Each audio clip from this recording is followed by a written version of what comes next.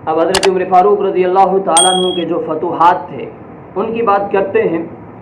خلیفہ دوم امیر المومنین حضرت فاروق اعظم رضی اللہ تعالیٰ عنہ کا دور حکومت 10 سال 6 مہینے اور 5 دن رہا۔ 10 سال 6 مہینے اور 5 دن دور خلافت رہا۔ حکومتوں کے عروج و زوال کے لیے کوئی بڑی مدت نہیں، مگر حضرت عمر فاروق رضی اللہ تعالیٰ عنہ نے اس مختصر عرصے میں اسلامی حکومت کو ایک جانب ایشیا اور دوسری جانب افریقہ کے قلب تک پہنچا دیا۔ اسلامی فتوحات کا ایک سیلاب تھا جس کے آگے باندھنا کسی کے بس میں نہیں تھا۔ قادسیہ اور یرموک جیسی تاریخی جنگیں اسی دور میں لڑی گئیں، جن کے نتیجے میں ہمیشہ کے لیے دنیا کا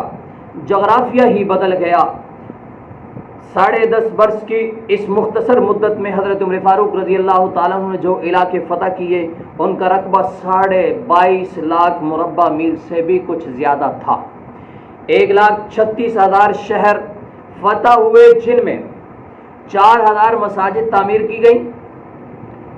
یوں بہت بڑے پیمانے پر اللہ کی سرزمین پر اللہ کے دین کا بول بالا ہوا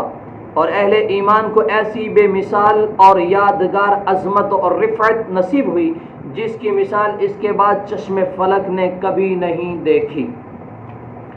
اور آپ رضی اللہ تعالیٰ عنہ کی سادگی کیا تھی؟ اس قدر بے مثال فتوحات اور عظیم الشان کارناموں کے باوجود سادگی، زہد و تقوی کا یہ عالم تھا کہ فرش خاک پر ہی لیٹے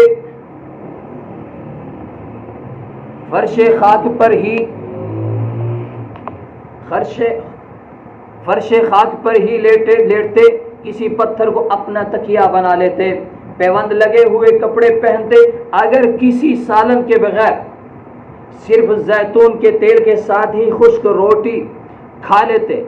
زندگی ہر قسم کے کرد و فر، نمود و نمائش اور ٹھاٹ باٹ سے خالی، مگر جلال ایسا کہ کوئی شہنشاہ بھی اس کی تاب نہ لا سکتا تھا۔ عبادت الہی میں ایسی مثال آپ تھے، خشیت الہیہ کا ہمیشہ غلبہ رہتا اور مزاج پر اکثر رقت طاری رہتی۔ فتح بیت المقدس کے انتہائی یادگار اور تاریخی موقع پر جب مدینہ منورہ میں حضرت علی ابن ابی طالب رضی اللہ تعالیٰ عنہ کو اپنا نائب مقرر کرنے کے بعد بیت المقدس کی جانب عازم سفر ہوئے تو کیفیت یہ تھی کہ اس طویل سفر کے لیے بیت المال سے محض ایک اونٹ حاصل کیا گیا جس پر وہ خود اور خادم باری باری سواری کرتے تھے۔ اس وقت روئے زمین کی دونوں طرف طاقتور ترین سلطنتوں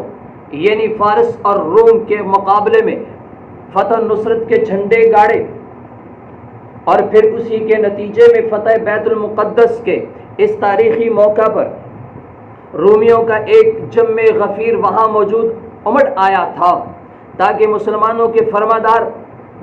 بادشاہ اور اس عظیم ترین فاتح کی محض ایک جھلک دیکھ سکے، جس کے بیک وقت کیس و کسریٰ کا غرور ہمیشہ کے لیے خاک میں ملا دیا گیا تھا، جس کے ہاتھوں ان کی شان و شوکت کا سورج ہمیشہ کے لیے غروب ہو گیا تھا، جس کی قیادت میں مٹھی بھر کلمہ گو سیران نشین آندھی اور طوفان کی مانند ہر طرف چھا گئے تھے۔ تب ان سب نے اپنی کھلی آنکھوں سے یہ عجیب و غریب اور ناقابل یقین منظر دیکھا کہ یہ عظیم الشان فاتح، کیسر کشا، عظیم اسلامی سلطنت کا ولی اور بادشاہ طویل سفر طے کرنے کے بعد اب بیت المقدس میں داخل ہوتے وقت ان کی کیفیت یہ تھی،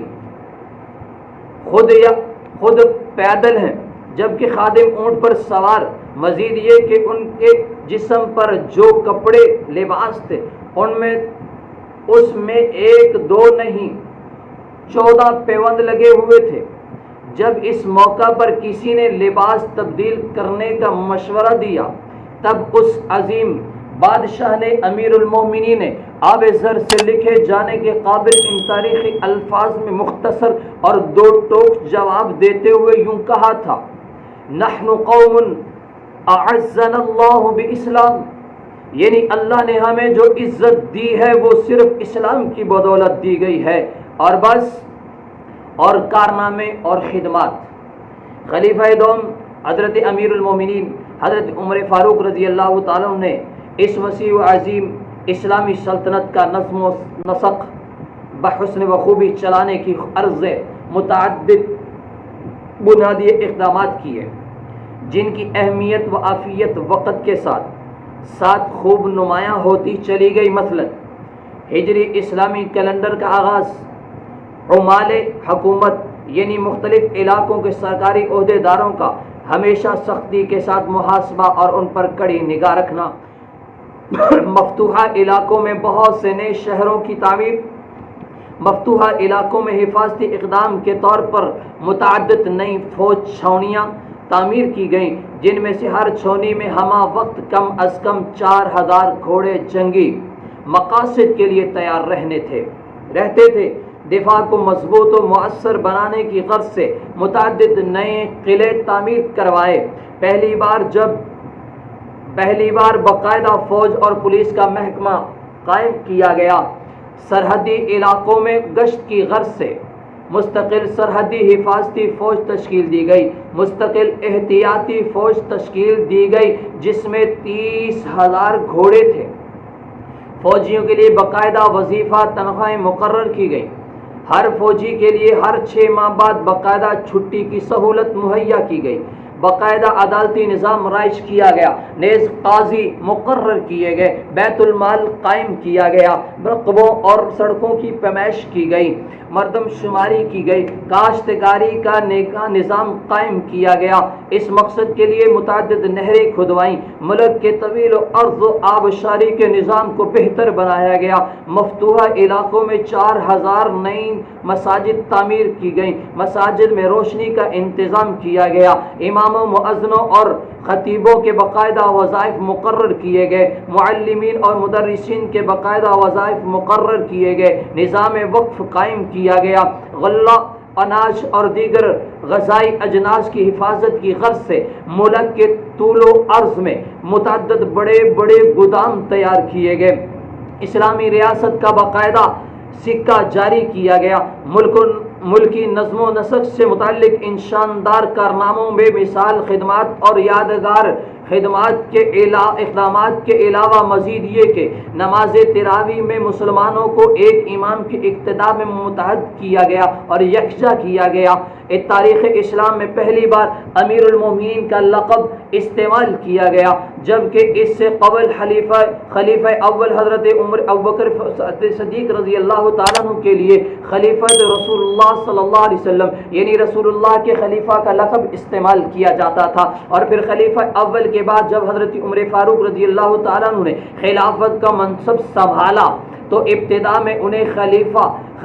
رسول اللہ صلی اللہ علیہ وسلم کہا گیا، یعنی رسول اللہ کے خلیفہ، لیکن سبھی نے اس اشکال کو شدت کے ساتھ محسوس کیا کہ یکے بعد دیگر خلفاء کا یہ سلسلہ تو بڑھتا چلا جائے گا، لہذا کتنی بار لفظ خلیفہ کا اضافہ کیا جائے گا۔ چنانچہ غور و فکر کے بعد خلیفہ کی بجائے پہلی بار حضرت عمر فاروق رضی اللہ تعالیٰ عنہ کے لیے امیر المومنین کا لقب استعمال کیا گیا، اور پھر بعد میں آنے والے خلفاء کے لیے بھی یہی لقب استعمال کیا جاتا تھا۔